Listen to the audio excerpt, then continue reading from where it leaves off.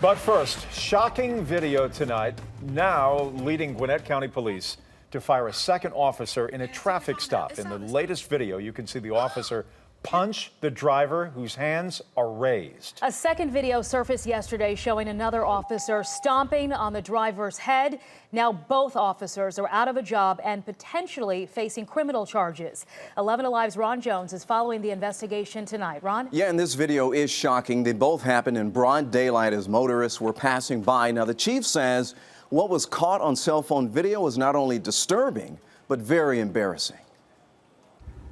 Okay, take your phone out. It's out, it's out. Two jaw-dropping cell phone videos showing the disturbing actions of two Gwinnett County police officers during a traffic stop. Oh. The first video, released on Wednesday, went viral on social media. It shows the handcuffed driver, identified as Demetrius Hollins, on the ground and in handcuffs, held down by one officer. And moments later, the second officer, identified as Robert McDonald, shows up to assist with the arrest. McDonald then runs up and stomps the helpless handcuffed Hollins in the head. It disturbed me, and as it disturbed everyone who actually witnessed that video. Within 24 hours of that video being released, Officer McDonald was fired. During a press conference, the chief calls McDonald's actions inexcusable. What happened yesterday at the hands of one of my former officers was embarrassing, not only to the Gwinnett County Police Department, but to all law enforcement. We hold our officers accountable for their actions, and in less than 24 hours, the Gwinnett County Police Department held this officer accountable for his actions. But just hours after today's press conference, this second cell phone video surfaces of that same controversial traffic stop. It shows veteran Sergeant Michael Bongiovanni pulling the driver out of the red car. And as the driver stands with his hands raised, a sign of surrender, the sergeant rears back and punches the driver whose hands remained raised.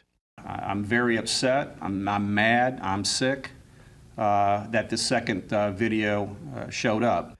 Police Chief Ayers says Sergeant Bongiovanni hid his actions from investigators. I'm glad that the second video was forwarded to us.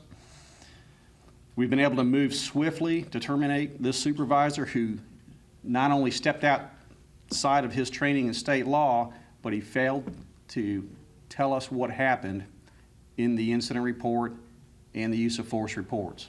And we should also point out, not only have these officers been fired, but the chief also tells 11 Alive News that they have launched a criminal investigation that will be sent to the DA's office for possible prosecution. Sheba? All right, Ron, thank you. And our camera was there as Demetrius Hollins bonded out of jail today on traffic and possession of marijuana charges. He didn't say much as he left the jail with his attorneys, who said that he was okay, but headed to the hospital to be checked out. Police say they plan to take a look at Sergeant Michael Bongiovanni's personnel file tomorrow. But here's what we know about Master Police Officer Robert McDonald. He had been with the Gwinnett County Police Department since 2013. His personnel file includes 7 incidents, including 2 connected with Wednesday's traffic stop, and 3 use of force incidents, including on Wednesday. We tried to dig into the national numbers about police brutality, but we were unable to do so, and here's why. The FBI relies on police departments to voluntarily submit brutality statistics to them. We hooked up with the Cato Institute's Police Misconduct Department, which tracks all of these cases. And this map shows all the reported cases of misconduct that they found in the year 2015. It includes everything from shootings, assaults, and officer-involved DUIs.